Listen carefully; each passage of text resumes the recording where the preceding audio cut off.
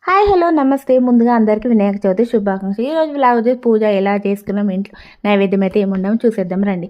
అయితే ఇవి ముందుగా వెంకాయ అడుగులు అంటారు. సున్నం జాతితో ఎట్టయితే ఇస్తామో ఇదేంటంటే దేవుణ్ణి లోపలికి ఆహ్వానిస్తున్నట్టయితే దేవుని విఘ్నేశ్వరుని ఆహ్వానిస్తున్నట్టు అవి అడుగులు అయితే వేసాను. తర్వాత ఇది పాలవెల్లి అంటే ఈ పాలవెల్లికి అన్ని రకాల పండ్లు అయితే కడతాం. సీతాఫలం, జామ, దానిమ్మ, సీత మొక్కజొన్న అన్ని మారేడికాయ ప్రతి ఒక్క పండు అయితే కడతాము.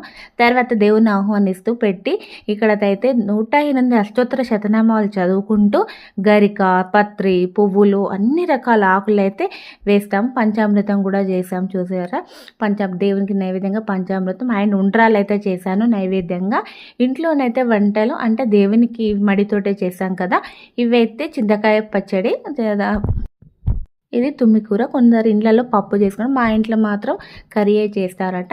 ఇది పొట్లకాయ పచ్చడి పెరుగుతోట చేసాను. ఇది సాంబార్ ఇష్టం ఎవరిది, మామూలుగా చారు లెక్కనైతే చేశాను.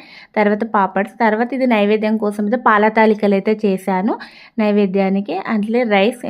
తర్వాత అందరం పూజ తర్వాత దేవుని అంతా అయిపోయినాక అందరం అయితే కూర్చొని అయితే అరటాకులో అయితే భోజనం. అరటాకులో ఎంతమందికి భోజనం ఇష్టమో చెప్పండి.